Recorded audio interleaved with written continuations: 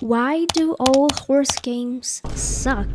You know when you have an idea for a video that you think is gonna be cool, and then you open up YouTube and the first suggested video is someone talking about the exact same thing you wanted to talk, and then suddenly you feel like a poopy. I swear to God, every time I rant and rave, with good reason, about the sad state of horse games in America, somebody's always chiming in with, oh, Red Dead Redemption, oh. Actually, I should say that watching Tara's video was very inspiring because I finally found someone who thinks like me. But I'm going to have to disappoint Terry because I love Red Dead Redemption 2. It's the best horse game out there. But hey, who said we can't be a princess here?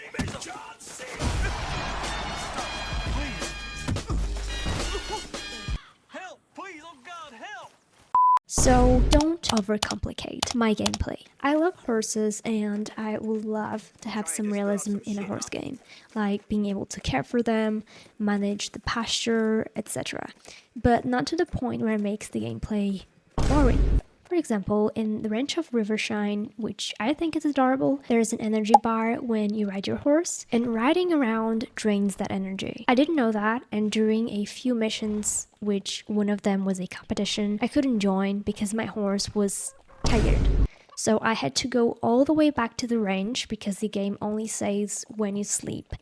The fact that I had to go back just to sleep and then go back again to do the mission totally killed the vibe, and I closed the game. Too much realism is dangerous. It makes people bored really fast. And I'm not gonna lie, even on Red Dead, I do get bored sometimes. It's literally why I give up on The Sims 4 every goddamn time I open it. I don't even know why I keep opening.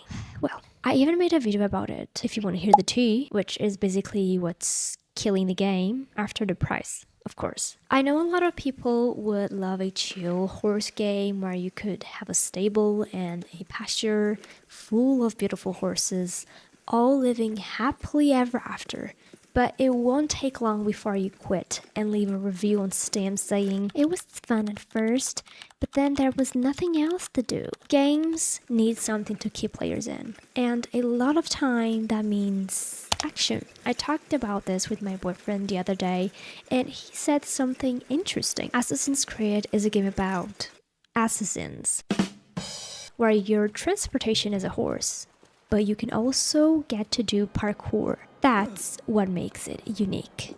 Now, imagine if it was just a parkour game. It'd be boring because there'd be nothing else to do. Making a super niche game is a trap. If you got a lot of money and don't care whether people like your game, sure, some people will enjoy it. But if you want to make a game that people actually stick to it, then you have to think about these stuff. So is it impossible to make a horse game? Not at all. The key is knowing how to make the gameplay rich. Take Unbridled That Horse game as an example. I was watching Katarina's video and I couldn't stop imagining what would happen in the game. Like, there could be a bear hiding over there, and then suddenly you're being chased by it. That feeling of danger, where a simple task isn't that simple at all. The first thing I do when I try a game for the first time is test the mechanics. What can I do? What are the possibilities? Oh, possibilities. The Sims comes to mind when I think about that. A game with no cutscenes or stories, but so rich in possibilities. And I'm talking about a game that's over 20 years old. I can create endless situations for my family, even weird experiments. And the gameplay is never the same. For example, in the trailer of Windstorm, The Legends of Khimorii, it seems to show multiple locations options, beautiful and diverse landscapes, Mongolian culture, a mystery at the end, and even the possibility of using bows and arrows against something. So it's a very rich trailer. My boyfriend didn't really understand what the trailer was about or what story it's trying to tell, but I still believe it has a potential for a great narrative and gameplay. Now let's take a look at Equinox Homecoming trailer. I placed it second so you could feel the contrast right away. We can already tell the game feels lacking in terms of environment, and the graphics look too smooth, almost textureless. The mysterious part is interesting, but How does the horse fit into all of this? Wouldn't it be better if the mystery was presented first and then we saw a few scenes where you take care of your horse? Don't tell me the horse is the killer. While watching videos of Equinox, I kept checking to see if the players would explore beyond the main quest. Like, hey, there are so many fun things we could do besides the story. That's what I'm always looking for in games. I'm always hunting for something different to try. Like in Red Dead, for example, I have tons of side missions I can do, but I can also go hunting, play poker, cause trouble, and run from the law. Possibilities, options.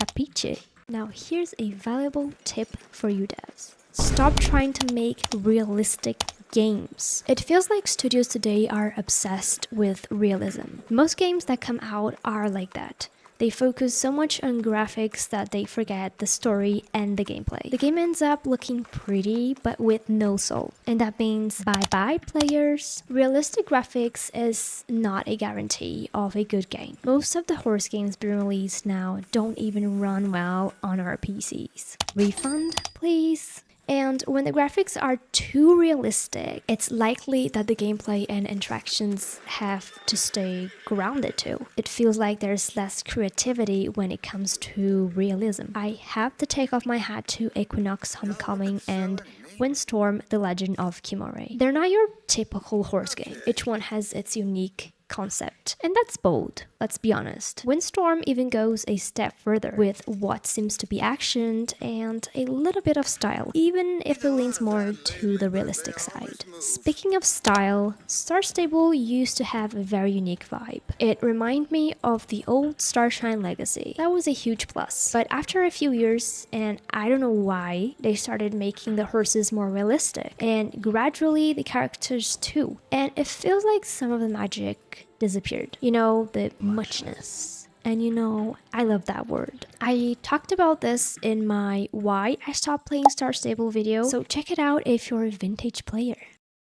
The range of Rivershine also has its own style, and I love how the characters' dialogue boxes include drawings of the characters. That reminds me of old games like Imagine Champion Rider for DS. Pure nostalgia. But the gameplay is still more realistic. Don't get stuck on realism. And with that, don't get stuck on just realism. Add action, add options, maybe even a little bit of comedy. While writing the script, I started imagining a game with the physics of party animals, you know, but with horses, sticking to everything, walking like jelly. I know it's the worst idea I've ever had, but it would be funny. And you get the idea. Or maybe something chaotic like 2 Point Hospital, but set in a stable, and the horses' designs are totally wacky. It wouldn't be my dream horse game, but just having something beyond the mundane is key to keep players interested. So what are your thoughts about this? Do you think horse games need more creativity? What's your take on all of this? All my fellas. All my fellas. All my fellas.